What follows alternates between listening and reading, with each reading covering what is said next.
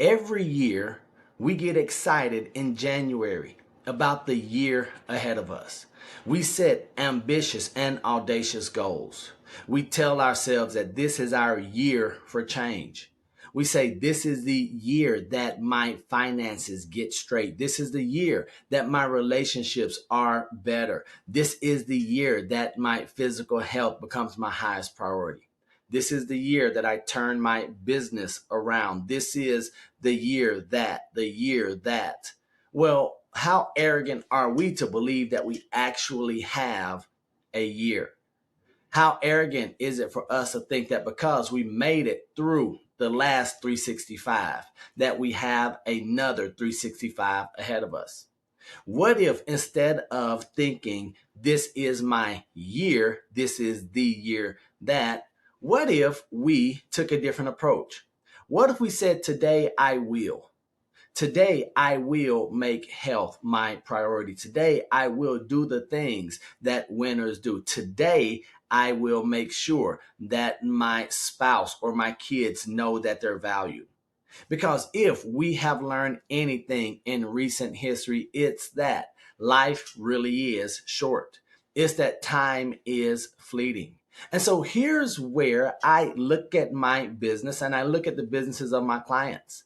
And many times we overestimate what we can get done in a year. We believe that we're going to go from making 27,000 to $1 million in a year. Oftentimes, my clients, when I ask them, well, what's your goal income our first year of working together? And the target number is typically, what would you think? $100,000, just getting into that six-figure mark. And then I ask them, well, how much did you make last year or prior to signing up with me? And do you know what their answer is? 35, 40, maybe 50 grand. And then I say, well, let me see what your daily routine is. Let me see what your schedule is for the hours and the time block. And guess what? They have nothing to show me. Because we often hear about budgeting our dollars, having a household or business budget when it comes to our finances. But what about our most valuable non-renewable resource, our time? How do you budget your time? Do you even think of time as a resource? Or are you so arrogant that you believe you've got 365?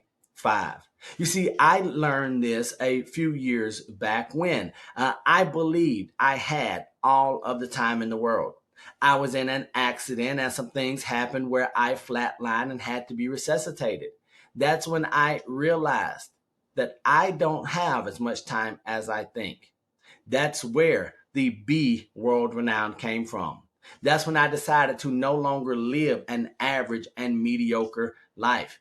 That's when I heard the words "not yet," who I believe were spoken by God, my Father.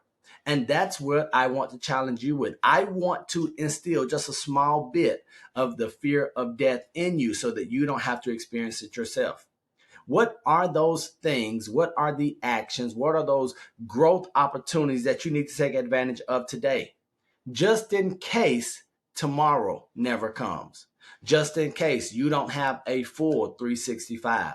Where are those I love yous that need to be said? Where is the appreciation? What are some of those financial pieces, those blocks that you need to get in place in case tomorrow never comes? Now, I don't want to be a pessimist. My son says, well, Dad, you should be optimistic, believe and hope for the future.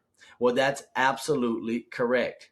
You know, I have this saying that I love that I heard numerous times, probably 10 or 12 years back. It says, plan as though you'll live forever, live as though you'll die tomorrow, right? And so I want to encourage you today.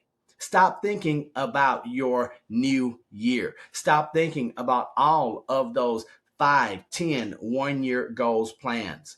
I'm going to ask you to take action today. Become a little bit better in the next 24 hours. Besides, if we see a full 24 that in itself is a blessing indeed. So instead of getting excited about a new year, what if you got excited about a new day or a new hour, a new morning? I believe that if you put your focus on the daily, moment by moment activities to become the right person so that you can enjoy success in the moment, I believe that the year will take care of itself. I also believe that many of those goals that you expect to accomplish in a year's time span, you'll probably experience those much, much sooner. And you'll have some amazing people to share those experiences with.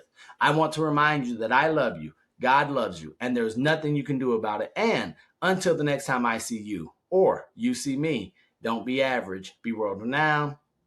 Peace.